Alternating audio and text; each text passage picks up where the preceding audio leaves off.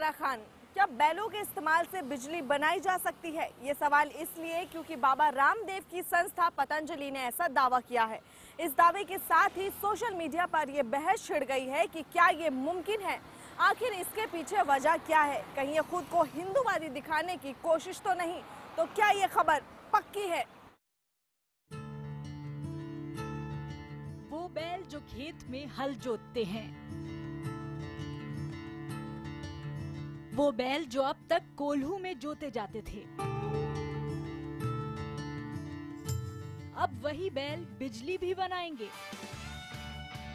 जी हाँ, ये दावा बाबा रामदेव की कंपनी पतंजलि की तरफ से किया गया है और इस दावे के साथ ही ये खबर सोशल मीडिया में वायरल हो गई।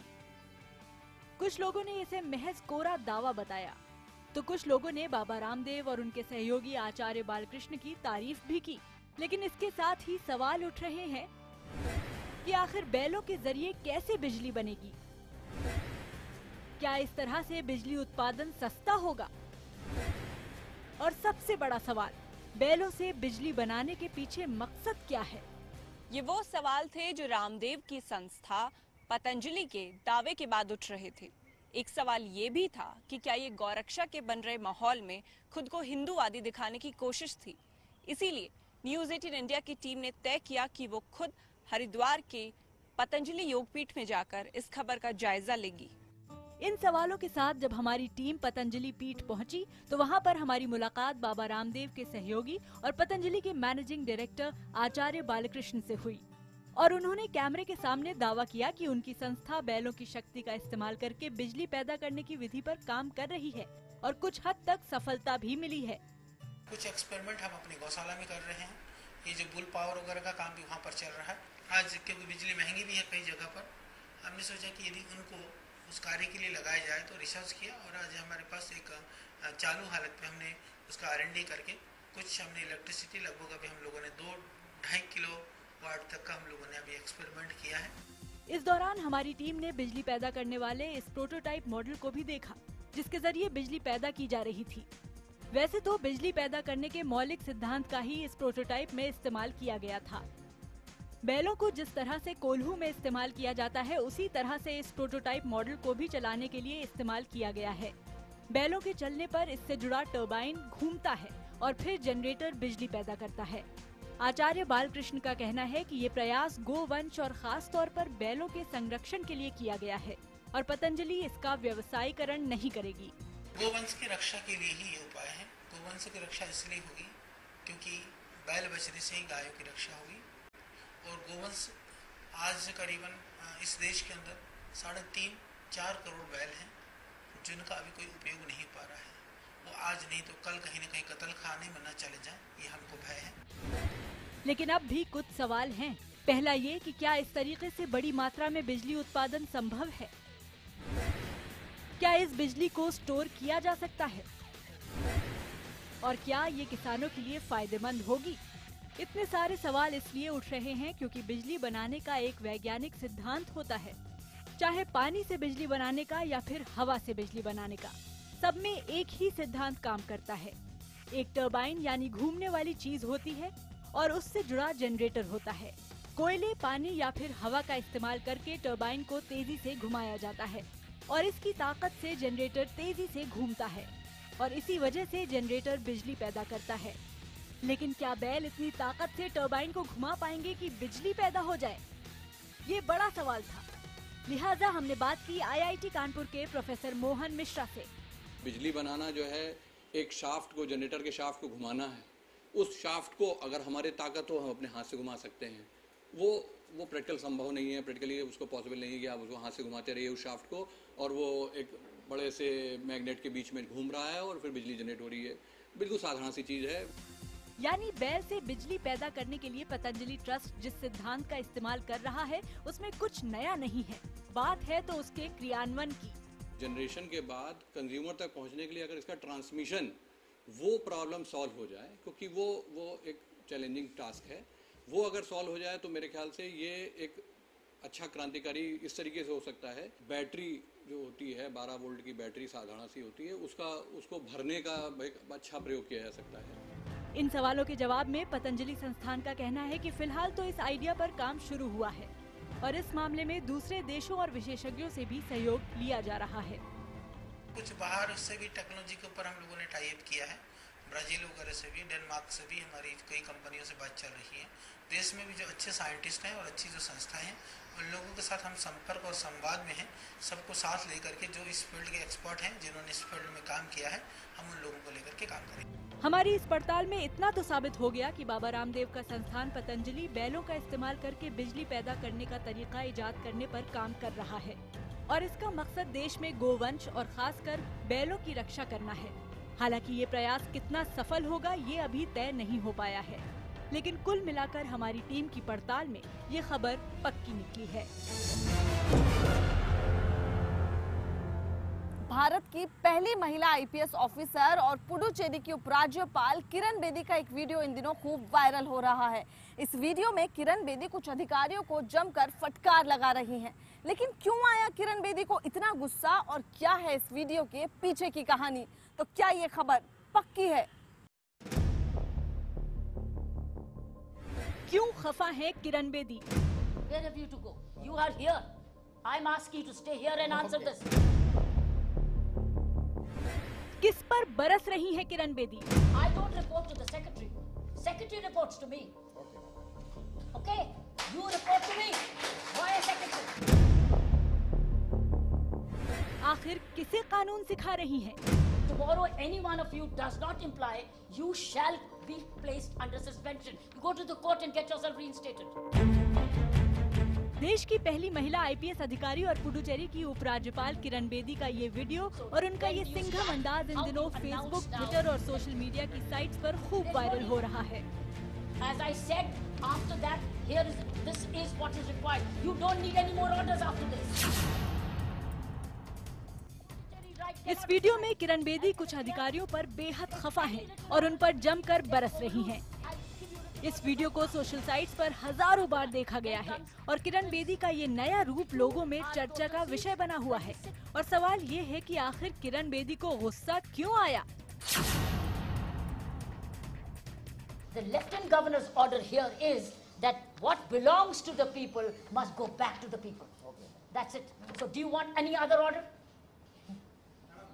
1 minute. Do you want any other order? Then the other order will have to come from Government of India, not from here. एक उपराज्यपाल जो सिर्फ आम तौर पर आदेश जारी करता है, मीडिया में बात करने के बजाय राजभवन से सिर्फ लिखित बयान जारी करता है, तो फिर उपराज्यपाल को अधिकारियों को डांटने की क्या जरूरत पड़ी? क्या वीडियो में काट-छांट की गई है? आखिर क्या है इस वीडियो के पीछे का सच? खबर पक्की है में हमने इसी की छानबीन शुरू की। वीडियो में अधिकारी बीच बीच में जिस अंदाज में बात करते हैं उससे इतना तो साफ था कि ये वीडियो पुडुचेरी का है, लिहाजा हमारी पड़ताल भी वहीं से शुरू हुई। जब हमने इस खबर की पड़ताल शुरू की तो पता चला कि ये मामला 31 मई का है, जब अचानक उपराज्यपाल किरण बेदी सेंटेक के दफ्तर पहुंच गई, जहां पर मेडिकल सीट के लिए काउंसलिंग चल रही थी। पड़ताल में पता चला कि वीडियो मेडिकल एडमिशन के दौरान काउंसलिंग का है। साथ ही पता चला कि पुडुचेरी में मेडिकल काउंसलिंग के दौरान गड़बड़ियों की शिकायत मिल रही थी। आरोप लग रहे थे कि एडमिशन के दौरान छात्रों को अलग अलग कारण बताकर सरकारी कोटे की सीटों पर एडमिशन दिए जाने से मना किया जा रहा था और फिर इन सीटों को सेंट्रल कोटे को इस सिफारिश के साथ भेज दिया जाता था कि छात्र उपलब्ध नहीं है, इसलिए सीटें मैनेजमेंट कोटे में बदल दी जाएं। राजभवन को ही शिकायतें मिलने के बाद अचानक किरण बेदी खुद सेंटैक यानी सेंट्रलाइज्ड एडमिशन कमेटी के ऑफिस पहुंच गई और तब अधिकारी दाएं बाएं झांकने लगे। These seats which you have shown me, 150, belong to government quota. Account for these. I want an account. 159. Which are those? Which are those 159 plus 10 candidates you've given by witnesses? I want this account of it. I will count 159 myself. Is that clear for you? Or is there a doubt? I do not know. Why did you do this? Whose orders did you do it? Why have you been manipulating here? उपराज्यपाल Kiran Bedi medical admission में गड़बड़ियों की मिल रही शिकायतों से इतनी खफा थी कि उन्होंने खुद खड़े होकर खाली पड़ी सीटों को छात्रों के सामने ही अधिकारियों से गिनवा दिया। These seats which you have shown me, 150, belong to government quota. इस दौरान किरण बेदी ने कागजों को देखने के बाद जब 159 खाली सीटों को सबके सामने सार्वजनिक कर दिया तो अधिकारी तर्क देने लगे कि सीटें तो सेंट्रल कोटे को लौटा दी गई हैं। लेकिन किरण बेदी को अधिकारियों का ये जवाब रास नहीं आया। So the balance means we already merged and given to the other all India quota. You How can inform you get? You have to get it back. You have to get it back. You have no choice. You have no choice but to do it back. First of all, how can you take away my seats? These are my Pondicherry seats. Pondicherry के लोग बड़े दुखी हैं।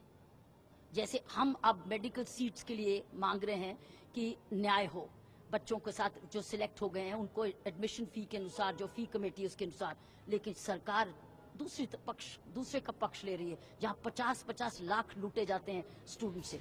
किरण बेदी का ये अंदाज पुडुचेरी के उपराज्यपाल का पदभार संभालने के बाद भी दिखा था, जब वो खुद कानून व्यवस्था देखने सड़क पर निकल आई थी और सड़क पर ही सबके सामने कई अधिकारियों की जमकर क्लास लगाई थी। It is our job to serve, and when we delay, we cheat people. We are not here to cheat people. We are here to serve people. When the shopkeepers are charging more, we can't sleep. No, they better behave, otherwise they are on notice, shop closed, sealed. हमारी अब तक की पड़ताल में ये साफ हो गया था कि वायरल हो रहा ये वीडियो सही है और अधिकारियों पर बरस रही कोई और नहीं बल्कि खुद पुडुचेरी की उपराज्यपाल किरण बेदी ही है। और किरण बेदी के इस कड़े रुख के बाद पुडुचेरी में सरकार बनाम उपराज्यपाल की जंग भी शुरू हो गई है, यानी ये खबर पूरी तरह से पक्की है। भगवान की पूजा, गाय की पूजा, यहाँ तक कि आपने हाथी की भी पूजा होते हुए देखी होगी, लेकिन क्या एक जिंदा सांप की पूजा मंदिर में की जा सकती है? सोशल मीडिया पर एक वीडियो वायरल हो रहा है जिसमें एक मंदिर में पूरे विधि विधान के साथ कोबरा नाग की पूजा की जा रही है। तो कहीं ये वीडियो फर्जी तो नहीं? क्या ये खबर पक्की है?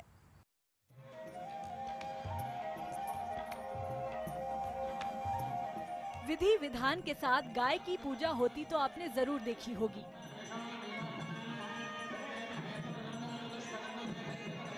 गजराज की भी गाजे बाजे के साथ आपने पूजा होते हुए देखी होगी।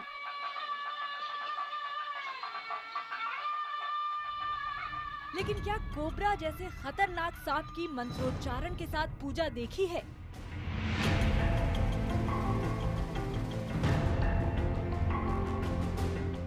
कोबरा जिसका जहर इंसान को चंद मिनटों में मौत की नींद सुला दे। मंदिर में उसी खतरनाक कोबरा की विधि विधान से पूजा।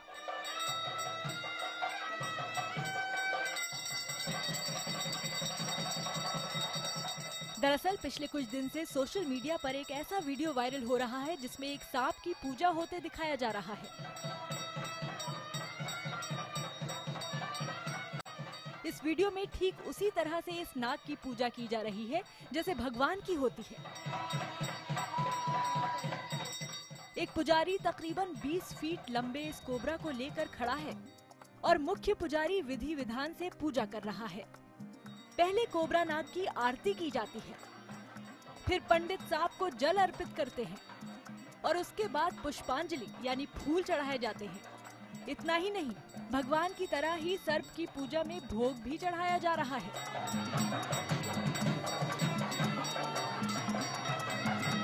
इसके बाद सर्प पूजा में वर्णन के अनुसार पुजारी नमन भी करते हैं।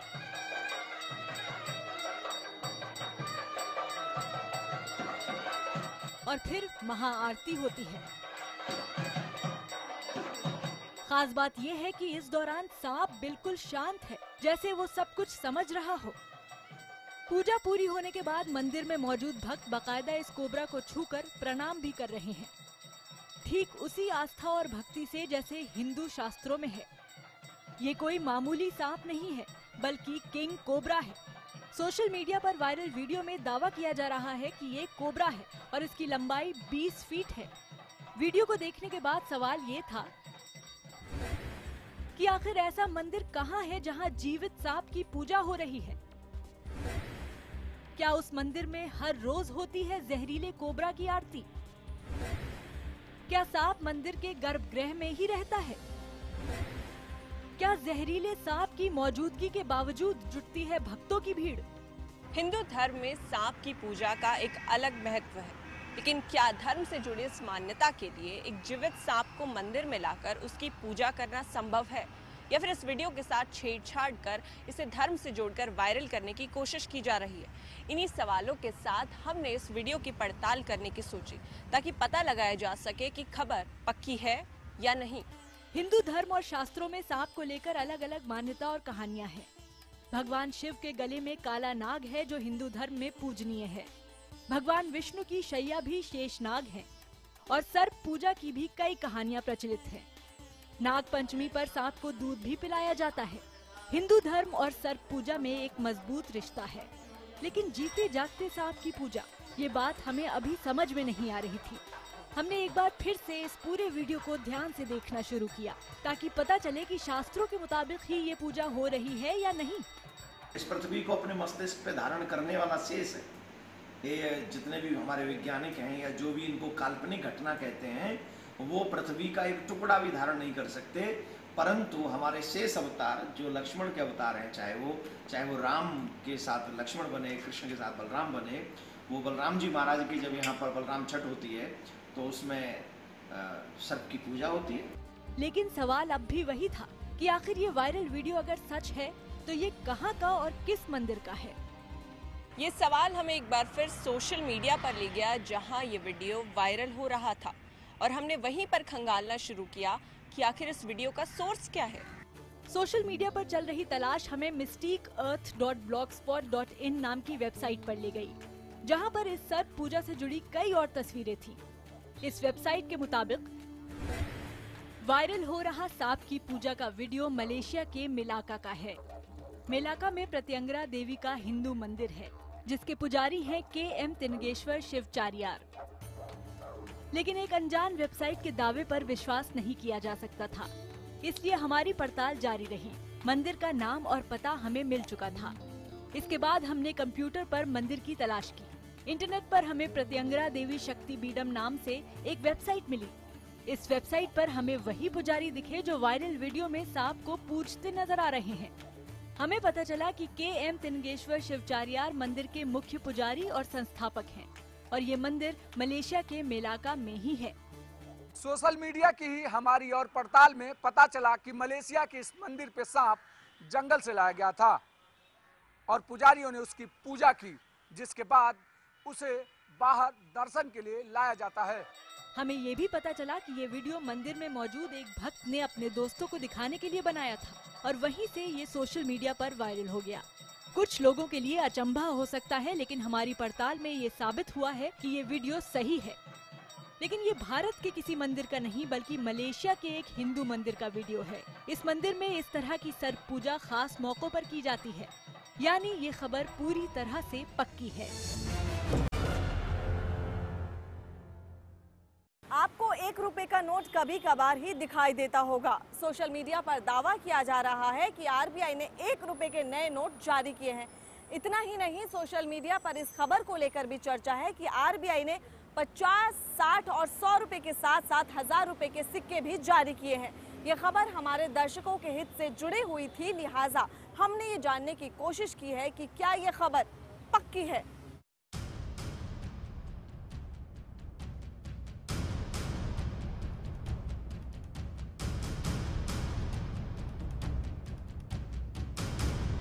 ₹1 का नया नोट, 20 रुपए का सिक्का, 50 और 60 रुपए का भी सिक्का, 75 रुपए, 100 रुपए, 125 रुपए, 150 रुपए का सिक्का और 1000 रुपए का भी सिक्का। ये सवाल इसलिए क्योंकि इन दिनों कुछ ऐसा ही मैसेज खूब वायरल हो रहा है। नोटबंदी के बाद जारी किए गए 2000 और 500 रुपए के नोट से बाजार में जो खुले रुपयों की किल्लत बढ़ी है, उससे निजात पाने के लिए RBI ने 1 रुपए के नए नोट के साथ साथ 20 रुपए, 50 रुपए, 75 रुपए के नए सिक्के जारी किए हैं। यही नहीं, खबर तो यहाँ तक है कि बाजार में 100 रुपए और 1000 रुपए के सिक्के भी आ रहे हैं, ताकि लोगों को 2000 रुपए की वजह से आ रही फुटकर की दिक्कत को कम किया जा सके। क्या 1 रुपए का नया नोट बाजार में आ गया है? क्या बाजार में 75, 100 और 1000 रुपए के सिक्के आ गए हैं? तीसरा और सबसे अहम सवाल, आखिर आरबीआई ने इन नए सिक्कों को कब जारी किया? आखिर नए नोट और सिक्के वाली खबर में कितना दम है? खबर आपके हिस्से से और सीधे तौर पर आपसे जुड़ी हुई है। ये खबर इस बात से भी जुड़ी हुई है कि कहीं कोई बाजार में अफवाह फैलाकर नकली सिक्के बनाकर अपना काला धंधा तो नहीं चमका रहा। जाहिर है जनता के हित की बात थी, तो न्यूज़ 18 इंडिया ने इसकी पड़ताल करने का फैसला किया कि आखिर इस खबर का असली सच क्या है। सबसे पहले हमने सोशल मीडिया को खंगालना शुरू किया ताकि ये पता चल सके कि आखिर कौन कौन से सिक्कों के बाजार में चलने या फिर जल्दी आने के दावे किए जा रहे हैं। हमने इंटरनेट पर कई ऐसी साइट खंगालनी शुरू कर दी जिन पर इन सिक्कों के वीडियो हैं। हमारे लिए ये चौंकाने वाला था कि कुछ साइट्स पर 20 रुपए, 50 रुपए, 60 और 75 रुपए के सिक्के जारी होने का दावा किया गया था। इतना ही नहीं, कई वेबसाइट्स पर 100 रुपए और 1000 रुपए के सिक्के भी जारी किए जाने का दावा किया गया। हम ये देखकर हैरान थे कि ये सिक्के हूबहू उसी तरह के हैं जिस तरह से आरबीआई ने 5 रुपए या 10 रुपए के सिक्के जारी किए हैं। इन सिक्कों पर उसी तरह से अशोक स्तंभ का निशान है और साथ में सत्यमेव जयते लिखा हुआ है। सोशल मीडिया में इस तरह के वीडियो की भरमार है जिसमें दावा किया जा रहा है कि बाजार में नोट के साथ 50 रुपए, 60 रुपए, 75 रुपए और 100 रुपए के अलावा 1000 के सिक्के भी चलन में हैं। इतना ही नहीं, दावा किया गया है कि मोदी सरकार के निर्देश के बाद इन्हें आरबीआई ने जारी किया है। दरअसल सिक्के आरबीआई के टकसालों में तैयार किए जाते हैं। भारत में ऐसे 4 टकसाल हैं। अगर ये सिक्के इन टकसालों में तैयार किए गए हैं तो बाजार में भी जरूर आए होंगे, लेकिन हमारी पड़ताल के दौरान कहीं भी बाजार में इस तरह के सिक्के चलन में नजर नहीं आए। बाजार में हमें 1000 या 100 रुपए के सिक्के तो नहीं मिले, लेकिन पड़ताल करते करते इतना पता चला कि ये सिक्के आरबीआई ने जारी किए जरूर हैं, लेकिन ये चलन में नहीं हैं। दरअसल ये सिक्के स्मृति चिन्ह के तौर पर जारी किए गए थे। आरबीआई ने 75 रुपए का सिक्का अपनी प्लैटिनम जयंती पर जारी किया था। 150 रुपए का सिक्का रविंद्रनाथ टैगोर की 150वीं जयंती पर जारी हुआ था, जबकि 1000 रुपए का सिक्का तंजावुर के ब्रह्मदेश्वर मंदिर के 1000 साल पूरे होने पर जारी किया गया था। शुभ अवसर रहा है 2010 में जब हमारे आरबीआई ने प्लैटिनम जुबली यानी 75वीं वर्षगांठ सेलिब्रेट की थी, तो ऐसे में 1 रुपये, 2 रुपये, 5 रुपये, 10 रुपये और 75 रुपये, क्योंकि 75 की बात हो रही है, तो एक कमेमोरेटिव सीरीज जो है आरबीआई की तरफ से कॉइन जो है जारी किए गए थे। हमारी पड़ताल के मुताबिक आरबीआई 1 रुपए के नए नोट नए सिरे से लाने जा रहा है। नए नोट की जानकारी को लेकर आरबीआई ने एक प्रेस रिलीज भी जारी की है, जिसके मुताबिक 1 रुपए का नया नोट गुलाबी हरे रंग का होगा। 1 रुपए का नोट 9.7 सेंटीमीटर लंबा और 6.3 सेंटीमीटर चौड़ा होगा, जबकि वाटरमार्क में अशोक स्तंभ होगा लेकिन सत्यमेव जयते नहीं होगा। इस नए नोट पर वित्त सचिव शक्तिकांत दास के हस्ताक्षर भी होंगे। 1 रुपए की नई सीरीज 22-23 साल के गैप के बाद मार्केट में आने जा रही है। कुछ ही दिनों में वो नोट आ जाएंगे। उनके अंदर खासियत ये होगी कि हमारा ऑयल रिग यानी आम शब्दों में कहें ऑयल एक्सप्लोरेशन प्लेटफॉर्म है महाराष्ट्र में, सागर सम्राट, उसकी फ़ोटो होगी। उसके अलावा वाटरमार्क में अशोक का पिलर होगा। एक जो फिगर है वो उसमें छुपी हुई होगी। हमारी पड़ताल में 1 रुपए के नए नोट जारी होने की खबर तो पक्की निकली, लेकिन वायरल तस्वीर में दिख रहे 1 रुपए के नोट यही नए नोट है या नहीं, तो इसका जवाब भी आरबीआई की प्रेस रिलीज में ही मिल गया। प्रेस रिलीज के बी पॉइंट में लिखा है कि 1 रुपए के नए नोट में लिखे अंक काले रंग की स्याही से बाईं से दाईं ओर बढ़ते आकार में होंगे, जबकि शुरू के 3 अक्षर और अंक समान आकार के होंगे। लेकिन वायरल तस्वीर में दिख रही 1 रुपए के नोट की गड्डियों में किसी भी नोट में अंक बढ़ते आकार में नहीं थे। सभी अंकों का आकार पुराने नोटों की तरह बिल्कुल एक बराबर था। यानी वायरल तस्वीर में दिख रहे नोट नए नहीं हैं। ये नोट हैं जिन्हें आरबीआई ने साल 2015 में जारी किया था।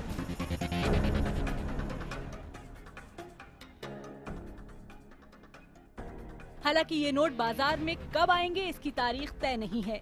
इसके साथ ही सोशल मीडिया में खबर है कि आरबीआई ने बड़े मूल्य वर्ग के सिक्के जारी किए हैं, लेकिन ये सिक्के बाजार में चलन में नहीं हैं। यानी सिक्के नकली नहीं हैं, लेकिन आपके काम के भी नहीं हैं। ऐसे में 1 रुपये जारी होने की खबर पक्की है, लेकिन सिक्कों वाली खबर में पेंच है।